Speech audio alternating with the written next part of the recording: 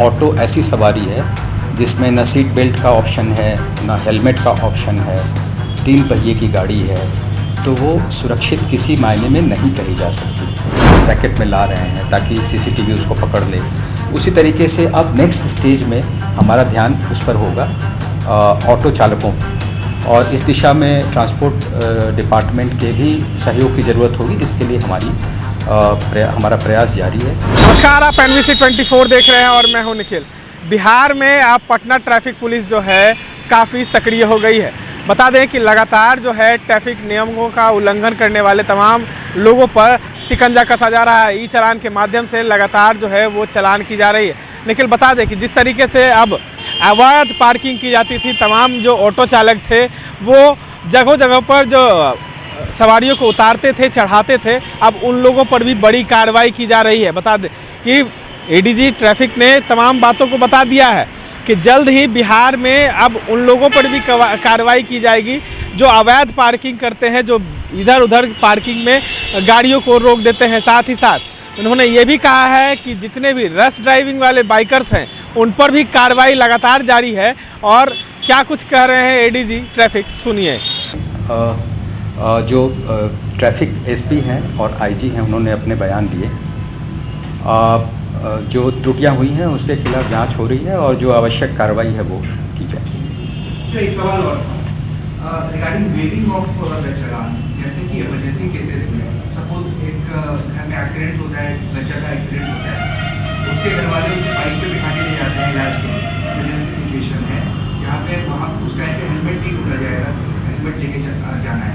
मान लीजिए एक राइडर के पास हेलमेट है, पीछे बैठने वाले को जो बच्चे को पकड़ा है उसके पास हेलमेट नहीं है। ऑनलाइन चूँकि CCTV है उसको पता नहीं है कि इमरजेंसी केस है, चालान कट जाता है। तो in that case, in emergency situations, special cases, is there any provision of waiving of the challans? देखिए, ऐसे मैं ये बताना चाहता हूँ कि जो हेलमेट है, हेलमेट रूल है, वो न केवल पेशेंट बल्कि जो चालक है उसको ले जा रहा है हॉस्पिटल, उसकी भी सुरक्षा के लिए। तो ऐसा ना हो कि एक एक्सीडेंट हुआ है फिर दूसरा एक्सीडेंट की नौबत आ जाए। तो इसलिए बेहतर ये होता है कि हम उसको आदत में डाल लें और उस तरीके से निकलें। इसके बावजूद यदि कोई इस तरह का एक्सेप्शनल केस होता है तो उसमें हमने ग्रीवांस सेल बनाया हुआ है, वहाँ आप अपनी शिकायत दर्ज करा सकते हैं और उस पर सुनवाई हो भी रही है। आपने पीछे भी न्यूज़पेपर में देखा होगा कि करीब 50 ऐसे मामलों में जो चालान निर्गत किए गए थे उसको रद्द किया गया है। तो इस तरीके से उसका लाभ उठाया जा सकता है। लेकिन मैं फिर यही कहूँगा कि जो नियम हैं वो आपकी सुरक्षा के लिए हैं, आपके साथ सड़क यूज़ करने वाले अन्य लोगों की सुरक्षा के लिए हैं। हमारा फाइन करने का मकसद उस दिशा में आपको सुरक्षित करना है, न कि आपसे पैसे वसूलना। आप इसको इस तरह से यदि देखेंगे तो शायद इस तरह की नौबत नहीं आएगी। ये आपने बहुत सही प्रश्न उठाए। जहाँ तक शहर में स्पीड की बात है, तो जहाँ भी पेडेस्ट्रियन, मोटरसाइकिलिस्ट, साइकिलिस्ट या अन्य तरह के वाहन और तेज़ वाहनों का टकराव होता है, वहाँ पर आइडियली स्पीड 30 से ज़्यादा नहीं होनी चाहिए। ये साइंटिफिकली प्रूवन है ताकि आप सुरक्षित रहें। यदि एक्सीडेंट होता भी है तो फैटल ना हो, ये साइंटिफिकली प्रूवन है। अब जहाँ दूसरी ओर आप बता रहे हैं कि साथ पेडेस्ट्रियंस के चलने की सुविधा नहीं है या चोक पॉइंट्स जनरेट हो रहे हैं, वहाँ पे जाम लग रहा है, तो इसमें पुलिस जो है उसकी एक लिमिटेड रोल है। इसमें अन्य जो स्टेक होल्डर्स डिपार्टमेंट हैं, जैसे रोड इंजीनियरिंग हुआ या परिवहन विभाग हुआ या स्वास्थ्य विभाग हुआ, इन सब की भी भागीदारी होती है। और हमारी ये कोशिश है कि उनको भी ट्रांसपोर्ट डिपार्टमेंट इसका एक नोडल एजेंसी है, उसके माध्यम से उनको भी हम एक प्लेटफॉर्म पर ला करके और जो पेडेस्ट्रियंस की सुविधा के बारे में बात कर रहे हैं उस पर हम काम करें, रोड इंजीनियरिंग की दिशा में काम करें ताकि जाम की स्थिति उत्पन्न ना हो। सर, इसी में एक और सवाल है। फिर बहुत अच्छी बात कही है। ऑटो ऐसी सवारी है जिसमें न सीट बेल्ट का ऑप्शन है, न हेलमेट का ऑप्शन है, 3 पहिए की गाड़ी है, तो वो सुरक्षित किसी मायने में नहीं कही जा सकती। लेकिन एट द सेम टाइम वो एक बहुत सस्ती सवारी है। और आम जनता के लिए बहुत सहज और सुलभ सवारी है। तो उसके मद्देनज़र हम लोगों ने पहले ऐसी सवारियों को टारगेट किया यातायात नियमों के अनुपालन के लिए, जो सक्षम हैं, मोटरसाइकिल सवार हैं या कार सवार हैं, उनके प्रति जो है हम लोगों ने पहले अभियान में कार्रवाई की उनके विरुद्ध। और उसके बाद अब हम लोग जैसे जैसे आप देखेंगे कि ऑफेंस भी हम बढ़ाते जा रहे हैं, जैसे रेड लाइट वायलेशन बढ़ाते जा रहे हैं, मोबाइल फ़ोन का यूज़ यदि आप कर रहे हैं उसको भी हम उसमें ब्रैकेट में ला रहे हैं ताकि सीसीटीवी उसको पकड़ ले। उसी तरीके से अब नेक्स्ट स्टेज में हमारा ध्यान उस पर होगा ऑटो चालकों पर, और इस दिशा में ट्रांसपोर्ट डिपार्टमेंट के भी सहयोग की ज़रूरत होगी, जिसके लिए हमारा प्रयास जारी है। हम उसमें हमारी ये कोशिश होगी कि उसमें जो ओवरलोडिंग है वो डिसाइड हो जाए। हमें इस मामले में 194A सेक्शन जो MV एक्ट का है, जिसमें एक्सेस कैरेज ऑफ पैसेंजर का ऑफेंस बताया गया है, उसके तहत पावर भी दे दिया गया है ट्रांसपोर्ट डिपार्टमेंट की तरफ से। तो अब हम सक्षम हैं उनके विरुद्ध ये कार्रवाई करने के लिए। लेकिन जैसा मैंने कहा, हमारा अप्रोच ग्रेडेड है, आपको पहले अवेयर करने का है और उसके बाद फाइन शुरू करने का प्रोसेस है। सर, पटना में कहीं पे भी साइकिलिंग के लिए लेन नहीं देती, और मेजर सिटीज में, जनरली कैपिटल सिटीज में हर जगह साइकिलिंग के लिए लेन बने, बट यहाँ पे मेरे ख्याल से ये प्रश्न इस फोरम हैं, तो उनके लिए भी रूल्स हैं। बेशक हम उनका फ़ाइन नहीं करते हैं, लेकिन उनके लिए भी रूल्स हैं कि उनको हेलमेट पहनना चाहिए और एडेसिव टेप्स वगैरह लगाने चाहिए ताकि वो फ्लोरेसेंट हो। साइकिल में भी, इसमें भी पीछे लाइट होनी चाहिए, आगे लाइट होनी चाहिए। तो आई एम श्योर जब इसका आप ध्यान रखेंगे तो दुर्घटना नहीं होगी। सर, आपकी पहल का लोग तारीफ भी कर रहे हैं और फाइन वहीं हो रहा है जहाँ पर नो पार्किंग का बोर्ड लगा हुआ है। हमारी कोशिश ये है कि जो नगर निगम की मदद से पार्किंग स्थल जो हैं वो पूरी तरह से चिन्हित हो जाए, लोगों में इसके बारे में पूरी जागरूकता आ जाए, स्मार्ट पार्किंग जैसी व्यवस्था हो जाए, और उसके बाद हम वहाँ नोटिफाई करें कि साहब अब हमने जब आपको एक विकल्प उपलब्ध करा दिया है तो वैसी परिस्थिति में आपको नो पार्किंग वाली जगह पे अपने वाहन खड़े नहीं करने चाहिए। और तब हम ये उम्मीद करते हैं कि वो नहीं खड़ा करेंगे। यदि वो उल्लंघन करते हैं तो फिर हम फाइन करेंगे। तो हमारा प्रोसेस इस तरीके का क्या होगा? जैसे IMA बिल्डिंग के पास गाड़ी लगी कार और उनको फाइन कर दिया, मैंने वही कहा कि वहाँ पे नो पार्किंग जोन होगा, इसलिए फ़ाइन कटा होगा। तो हम पार्किंग जोन डिसाइड करवा रहे हैं, नो पार्किंग का बोर्ड लगवा रहे हैं, और तभी हम फाइन कर रहे हैं।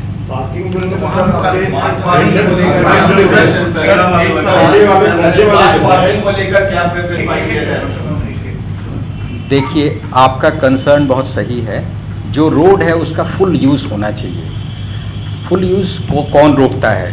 तो जो वाहन हैं अवैध पार्किंग यदि कर देते हैं वो रोकता है, या जो वेंडर्स हैं यदि वो रोड पे आ जाते हैं तो वो उसको फुल यूज़ को रोक देते हैं। तो इन सब के खिलाफ हमारा लगातार अभियान चल रहा है।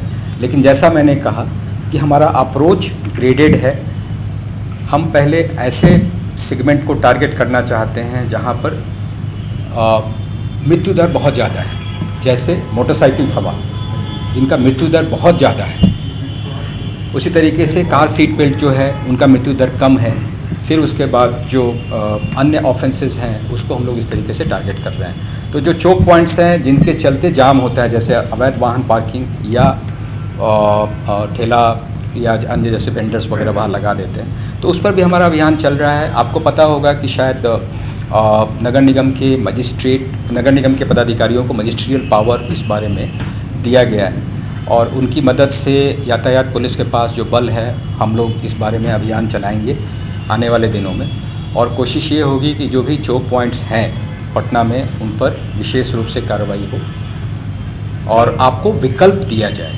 जैसे वाहन पार्किंग के लिए भी विकल्प आपको दिया जाए, उसी तरीके से जो वेंडर्स हैं उनको भी एक विकल्प दिया जाए ताकि वो सड़कों पर आकर के उसका फुल यूज़ को ना रोकें। सर, एक क्वेश्चन होगा कि पटना आपने बहुत सही प्रश्न उठाया है। इस बारे में मैं जो कार्रवाई अब तक हुई उसके बारे में मैं पार्किंग एरिया जो है अवगत भी कराना, गंजेड़ियों का, नशेड़ियों का अड्डा बन चुका है। ये सब जानकारी हमें है और इसलिए मैं आपको बताना चाहता हूँ कि इस दिशा में हम लोग ऑलरेडी काम कर रहे हैं।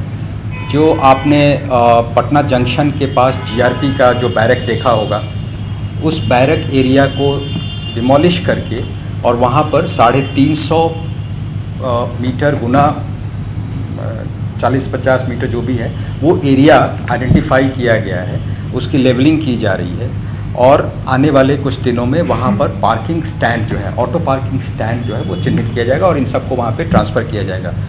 इसके अलावे जो मल्टी मॉडल हब जीपीओ के पास बन रहा है उसमें भी कुछ सेलेक्टेड लिमिटेड संख्या में ऑटो पार्किंग की सुविधा उपलब्ध कराई जाएगी। इसी तरीके से आप देखेंगे कि अन्य जगहों पर भी ऑटो पार्किंग के लिए करबिगहिया में जो स्टेशन के उस पार है, जिधर से कंकड़बाग के लोग ज़्यादा जाते हैं, उस तरफ भी ऑटो पार्किंग के लिए स्थान को चिन्हित किया गया है और वहाँ पे लेवलिंग की कार्रवाई चल रही है। अप्रोच रोड का काम चल रहा है। तो आने वाले कुछ दिनों में इस पर जब एक बार वो ट्रांसफ़र हो जाता है, जैसे मैंने कहा पहले हम विकल्प देंगे उनको कि आप कहाँ ऑटो स्टैंड रखें, कहाँ आप खड़ा करें और उसके बाद उन पर कार्रवाई करेंगे।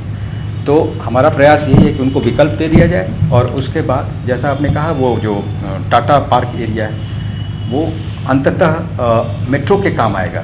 वो मेट्रो के लिए वो ज़मीन उनको दी हुई है, तो ऑब्वियसली वहाँ से ऑटो स्टैंड को हमें हटाना पड़ेगा।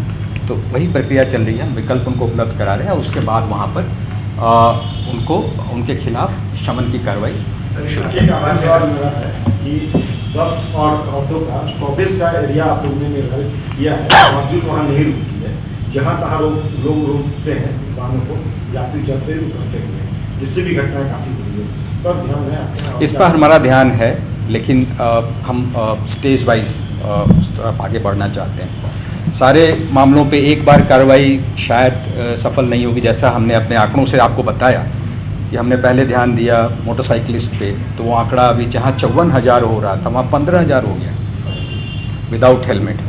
तो ये बहुत ड्रास्टिक रिडक्शन है। तो हम ऐसा प्रयास करना चाहते हैं कि आपको पहले हम सजग करें, अवगत कराएं, विकल्प उपलब्ध कराएं और तब आपके खिलाफ कार्रवाई है कि पार्किंग की व्यवस्था जो है वो नगर निगम उपलब्ध कराती है। तो शायद ये प्रश्न आपको उनसे करना चाहिए, लेकिन आई एम श्योर जो संसाधन हमारे पास सीमित हैं उसमें यदि हम कुछ चार्जेस के साथ उसको करेंगे तो शायद लोग डिस्करेज भी होंगे। ऑल ओवर वर्ल्ड आपने ये देखा होगा कि कार की संख्या बढ़ती जा रही है, उसको लिमिट करना है तो कैसे करेंगे आप? तो उसमें वो शर्त लगाते हैं कि साहब आप पार्किंग फ़ी बहुत बढ़ा दीजिए।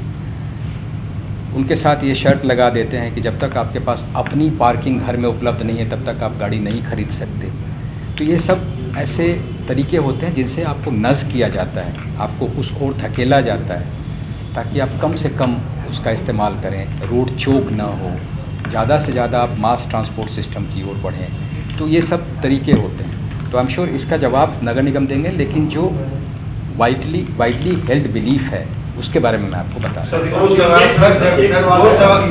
सवाल सर। पहला तो आपने कहा 4,200 के आसपास स्ट्रेंथ जो है उसकी स्वीकृति के प्रस्ताव भेजा गया है और जैसे उसमें सभी तरह के पद हैं, कांस्टेबल से लेकर के DYSP तक के पद हैं और उसकी स्वीकृति जो है वो भी अंतिम चरण में है। तो मेरे ख्याल से त्यौहार के पहले उसमें हम लोग कामयाब हो जाएंगे। अपने प्रेस के माध्यम से भी, प्रिंट मीडिया के माध्यम से भी इन सब बातों पर हमारा ध्यान आकृष्ट कराया है और हम लोग इसके प्रति काफ़ी गंभीर हैं। लगातार पुलिसकर्मियों के विरुद्ध पटना में फ़ाइन हो रहा है और इसका आंकड़ा आपको पटना ट्रैफिक SP उपलब्ध करा सकते हैं। उन्होंने बीच बीच में बताया भी है प्रेस को। मुख्यालय स्तर पर DGP साहब ने खुद इसका संज्ञान लिया है और ऐसे मामलों के प्रति सभी SPs को सतर्क किया गया है कि साहब आप अपने मातहत पदाधिकारियों को, कर्मियों को इस बारे में सजग कराएं, अवगत कराएं और यदि वो गलती करते हैं उसके बाद भी तो उनके विरुद्ध शमन की कार्रवाई कराएं। तो message day by day press जो पुलिस वाला है वो आपको पटना ट्रैफिक SP दे पाएंगे, लेकिन जो बाकी इस मामले में और ऐसे ही लोग ज़्यादातर स्टंट करते हैं। तो ऐसे मामलों में लगातार कार्रवाई हो रही है और आप अभी जा कर के देखेंगे गंगा मरीन ड्राइव जहाँ पे ये अक्सर ये फेवरेट स्पोर्ट सो कॉल्ड हुआ करता था, उसमें काफ़ी कमी आई है, नहीं के बराबर हो गया है। काफ़ी गाड़ियाँ सीज़ की गई हैं और उनके खिलाफ कार्रवाई की गई है। तो अब शायद ये प्रॉब्लम नहीं होनी चाहिए। तो आपने सुना कि किस तरीके से तमाम लोगों पर कार्रवाई हो रही है, अवैध पार्किंग करने वाले और तमाम जो ऑटो चालक हैं वो लोग अब सतर्क हो जाएं, क्योंकि अब इधर उधर जो चढ़ाते हैं, कहीं भी गाड़ी रोक कर और कहीं भी इधर से उधर चले जाते हैं रोकने, उन लोगों पर भी अब जल्द पटना ट्रैफिक पुलिस कार्रवाई करने जा रही है। इस तरह के तमाम अपडेट्स के लिए बने रहें NBC 24 के साथ। धन्यवाद।